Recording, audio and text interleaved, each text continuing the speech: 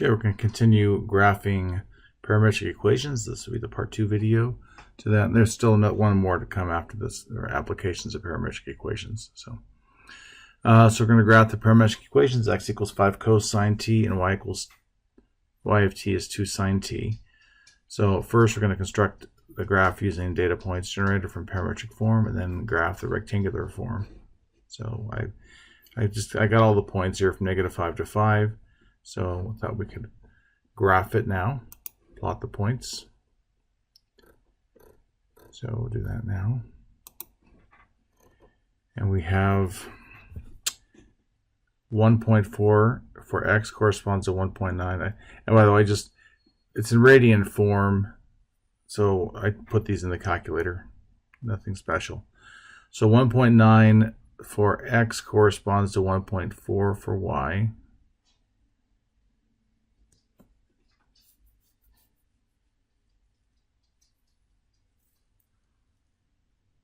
Oh, I got that backwards. That was 1.4 for x corresponds to 1.9 for y.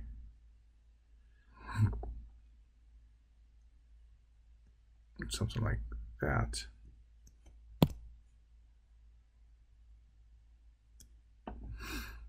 And then -3.3 for x corresponds to a 1.5 for y.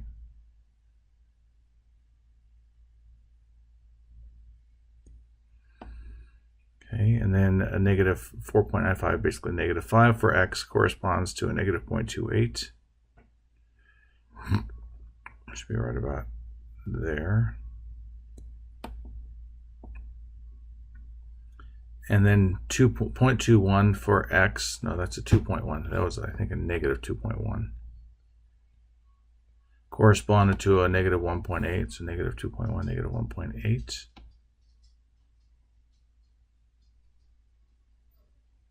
Right about there, roughly. And then -1 for x corresponds to 2.7 for x corresponds to a 1.7, so 2.7, 1.7, -1.7. I guess kind of starting to take shape.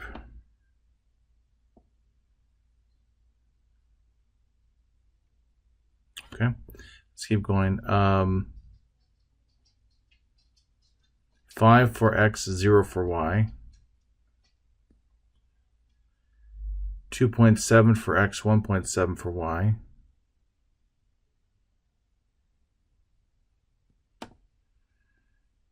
-2.1 for x, 1.8 for y.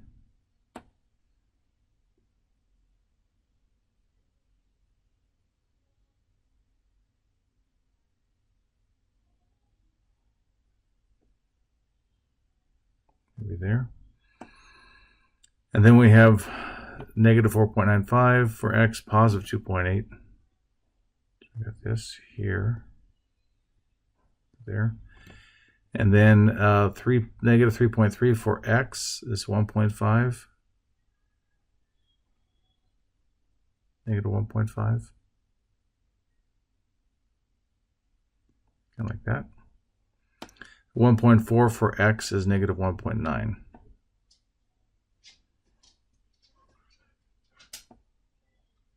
Okay, so it's not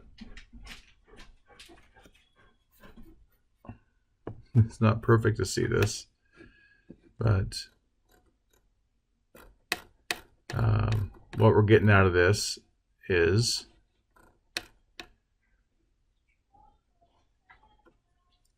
looks like a curve. Looks like an ellipse. Maybe this goes out further. Something like that. Now, if we were to take this, remember we had x equals, what's this, 5 cosine theta? 5 cosine t divided by 5. X over 5 equals cosine t. Same thing, y equals 2 sine t. 2 sine t. So y over 2 equals sine t. So in fact, I'm thinking this needed to go to here. There's 2 because of that. Yeah. So that upper curve isn't quite right. It's more like this. Like that. Okay, so just recall that, I'm trying to find workspace here, that cosine squared t plus sine squared t equals 1. Then we could put these in place of the cosine and the sine. So x over 5 squared plus y over 2 squared equals 1. So x squared over 25 plus y squared over 4 equals 1. And so this is an ellipse. And I think that, again, it's kind of poorly placed because we actually covered this in chapter 11. But the way this is going to work, it's the square root of this is going to tell us each extreme point, the square root of this, the extreme points vertically, horizontally, vertically. So it is going to go from 5 to -5 that way. Is that the right mark? And then 2 to -2, so we get this. It does get an ellipse. So I think it's an interesting comparison. If we convert it over, we get that shape, but just getting some random point, what seems like random points, gives us that shape as well. Okay, let's go on to example 4.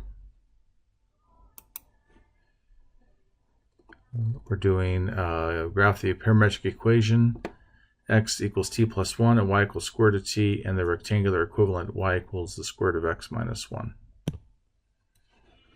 Okay, so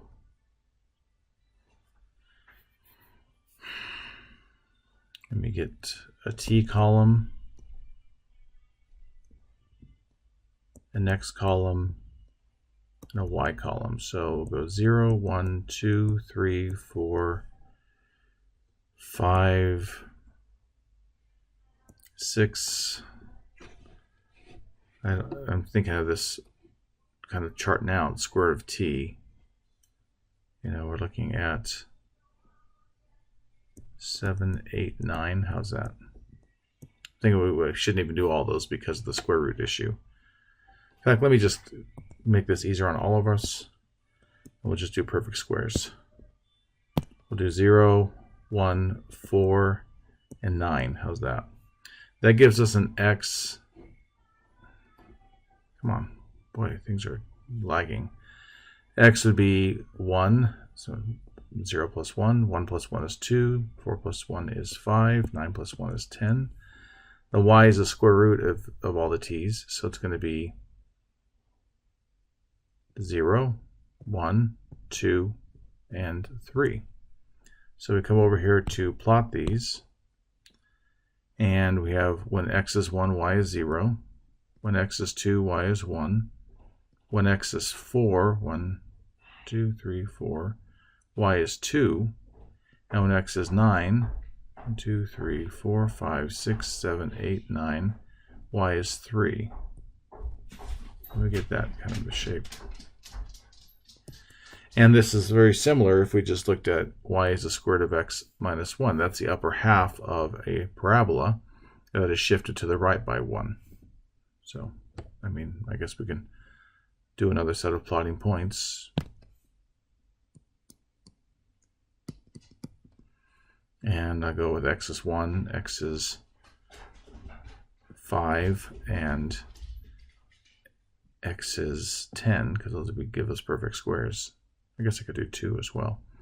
1 minus 1 is 0, so we get 0. 2 minus 1 is 1, square root of 1 is 1. 5 minus 1 is 4, square root of 4 is 2. 10 minus 1 is 9, square root of 9 is 3. So, hey, they're the same points. Okay. Okay, that'll do it for this video.